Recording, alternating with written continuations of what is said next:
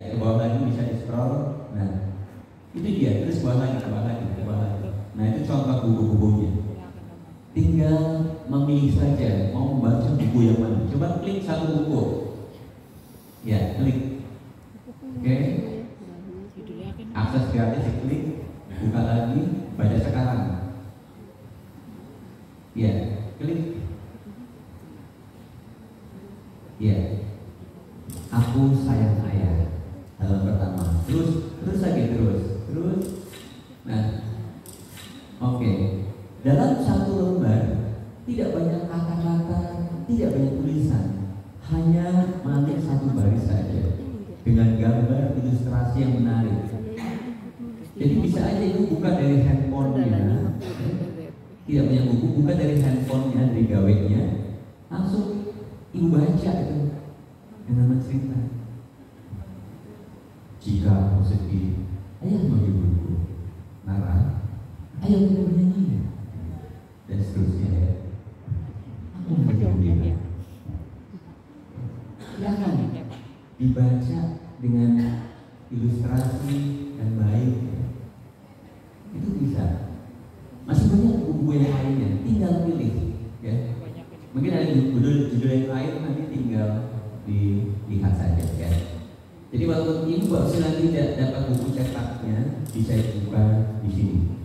Ada lebih ratusan buku yang ada di sana. Oke, ini salah satunya. Kemudian yang berikutnya yang ingin kami harapkan tentunya dalam forum ini, bagaimana agar ibu bapak sekalian, karena buku-buku ini tentu sudah dicetak dengan baik ya, dan anggaran besar, kemarin kita fokuskan kepada kurang lebih 5.900-an tahun dan 14.500-an istri yang ada.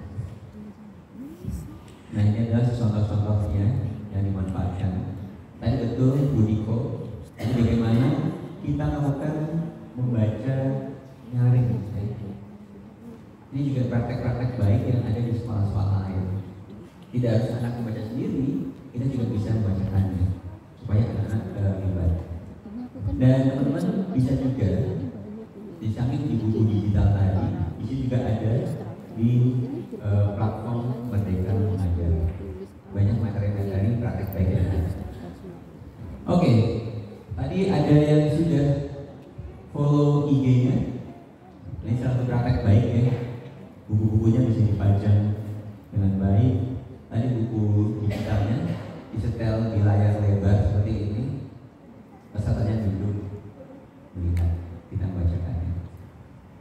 Oke, tadi sudah ada yang follow IG-nya Pak Fikri?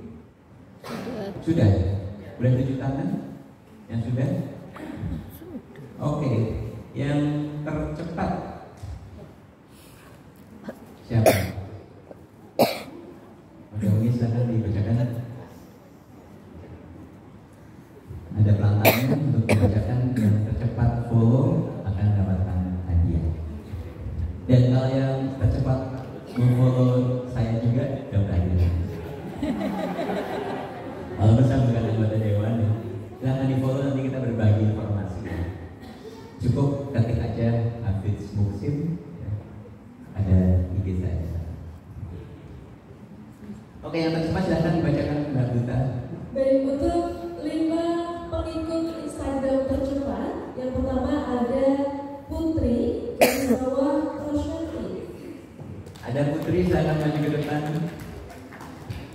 Berikutnya yang kedua ada Ayu titik Widya titik P.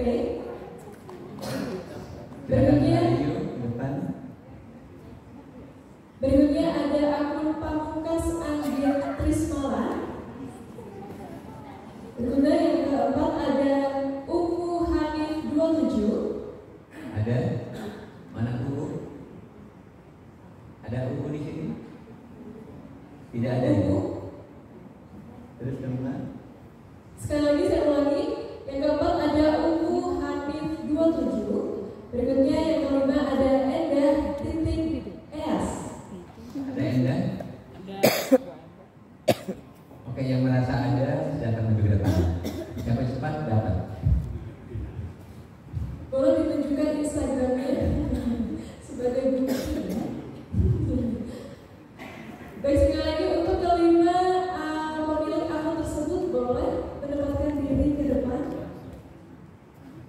Ya, silakan yang merasa memiliki akun tadi, silakan. Baik, sekali lagi saya ulangi. Yang pertama ada Putri garis bawah Roshanti, berikutnya ada Ayu titik Widya titik P, berikutnya ada Pamungkas Anggit Trismala, berikutnya ada Ungu Hanif 27, dan yang terakhir ada Endah titik ES.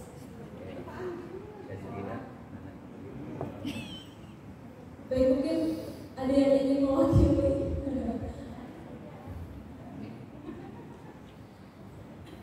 Oke, luar biasa. Sudah ada berapa pengikutnya? 5.000, luar biasa. Tepuk tangan buat Ibu Putri sudah ada 5.000. Gimana lagi ya? Nanti biru. Oh, lagi itu yang 5.000 kan Mbak Putri. 5.000 Pak. Ada berapa Putri sudah? Oke, tepuk tangan untuk Mbak Putri sudah 100. Yang kedua, Saya juga baru 7.000. Ibu Ayu. Oke, ya. Pengikutnya sudah pinter? Kan 10 masih berjuang ya. Kalau yang lain follow mereka. Oke, yang ketiga. Oke, Bu Endra sudah ada 765 follow-nya Pak. Oke, tepuk tangan buat Ibu Endra. Juga yang Butuh juga. Semoga lebih meningkat ya. Oke, Pak Sarif boleh memberikan hadiah ini kepada ibu-ibu yang sudah follow. Tadi ada dua lagi? Salat Pak. Salat. Oh salat. Ya nanti biar kita simpan hadiahnya. Silakan Pak Sarif untuk memberikan.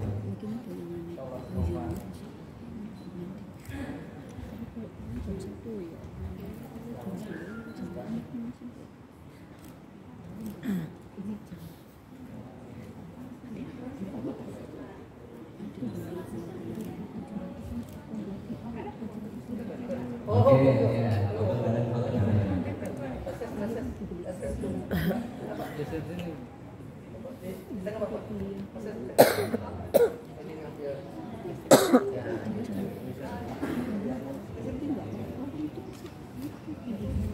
Oke.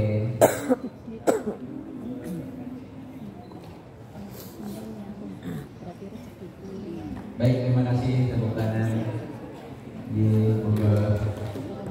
Ya, untuk yang tadi sudah disebut tadi belum ada, tolong disiapkan ya hadiahnya. Oke. Berikutnya tadi disampaikan ya, salah satu penyebab punahnya bahasa daerah. Yang pertama adalah sikap penutur jati. Para orang tua kita, Bapak Ibu sekalian, yang enggan untuk berbicara bahasa ibunya dengan anak-anaknya, sehingga anak pun tidak bisa menuturkan bahasa daerahnya.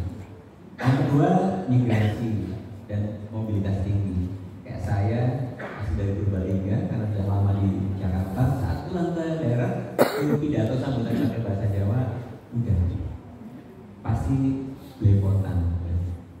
Kemudian yang ketiga kawin silang, kawin campur. Contohnya saya juga, saya dari Purbalingga kawin dengan orang Betawi, kebetulan putri Betawi gitu ya. Artinya komunikasinya tidak menggunakan bahasa Betawi juga tidak, bahasa Jawa juga tidak, bukan bahasa Indonesia.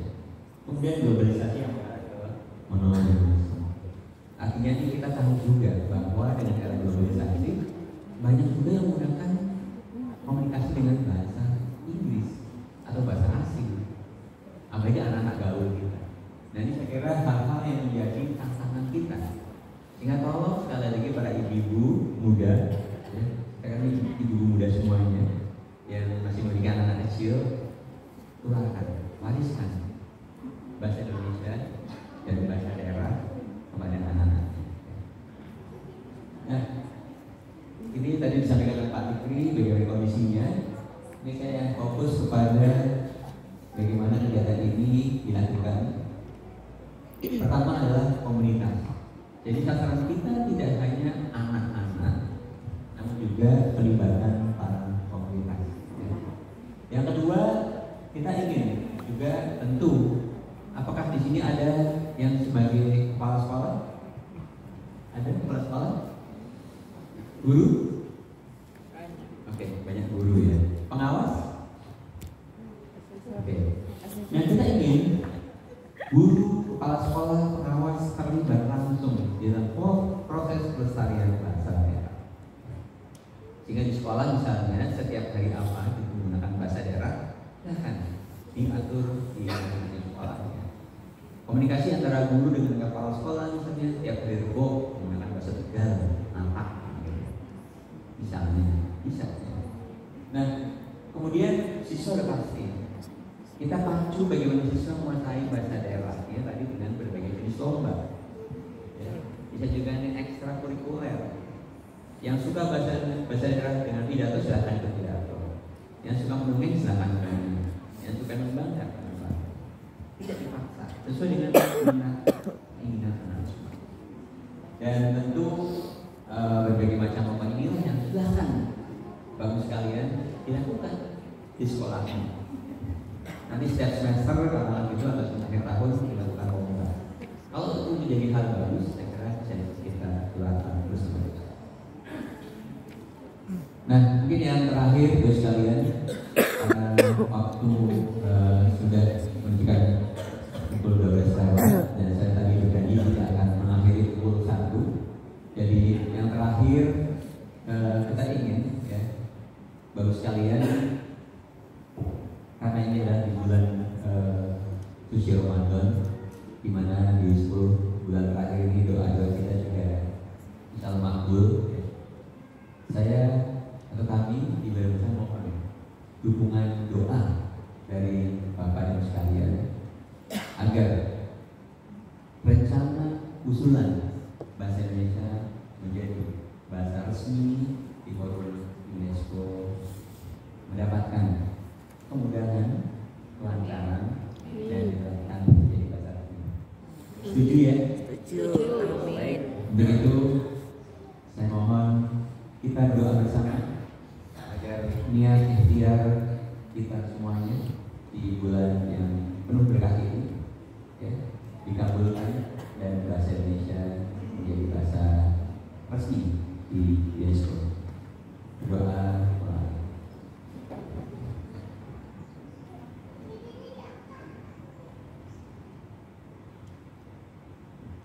Selesai. Terima kasih. Baik, saya kira itu saja yang dapat kami sampaikan. Kurang lebihnya mohon maaf. Dan mungkin boleh di Mas Wahid ketik nomor handphone saya. Kalau mungkin ada hal-hal yang perlu dikomunikasikan, didiskusikan dengan senang hati sepanjang itu substansi yang bisa saya kuasai dan saya bisa memberikan solusi untuk akan saya sampaikan. Ya. Sehingga Bapak Ibu sekalian boleh berbagi informasi dan hal-hal lain yang diperlukan. Kalau ada mau komunikasi melalui medsos tadi, silakan cari Hafiz Muksin saja. Insya Allah di sana ada saya, kita bisa bertukar informasi yang lainnya. Demikian yang saya sampaikan. Terima kasih. Sampai bertemu di lain kesempatan. Saya berikan kepada Pak Saiful. Terima kasih Pak Ses, luar biasa. Mari kita berikan tepuk tangan kepada beliau. Demikian Bapak Ibu, program prioritas bidang kebahasaan dan kesastraan yang disampaikan oleh Bapak Sekretaris Badan Pengembangan Pembinaan Bahasa. Beliau sudah menjelaskan secara rinci, dan tadi secara interaktif antara beliau dengan Bapak Ibu. Dan perlu kami informasikan bahwa Balai Bahasa Provinsi Jawa Tengah ini adalah salah satu UPT atau perpanjangan tangan. Jadi kebijakan-kebijakan yang sudah ditentukan melalui program prioritas itu juga akan dilaksanakan di setiap balai kantor yang ada di Indonesia. Salah satunya itu di Balai Bahasa Provinsi Jawa Tengah. Nah, kemarin mungkin Bapak Ibu pernah mendengar atau mengikuti program salah satunya adalah revitalisasi bahasa daerah, di mana tadi sudah disampaikan oleh Pak Ses bahwa luar biasa karena Jawa Tengah, Jawa Barat, Sulawesi Selatan itu adalah menjadi 3 provinsi, 3 balai yang memang dijadikan sebagai uji coba pelaksanaan revitalisasi bahasa daerah tahun 2021 dan alhamdulillah itu berhasil. Sampai kemarin juga di tahun 2022 itu dilaksanakan, itu kerjasama antara Badan Pengembangan Pembinaan Bahasa bersama UPT-nya dalam hal ini adalah Balai Bahasa Provinsi Jawa Tengah, itu sangat sukses untuk menyelenggarakan kegiatan revitalisasi dengan tahapan-tahapan. Sampai kita mengirimkan delegasi kita untuk mengikuti Festival Tunas Bahasa Ibu tingkat nasional di Jakarta ini.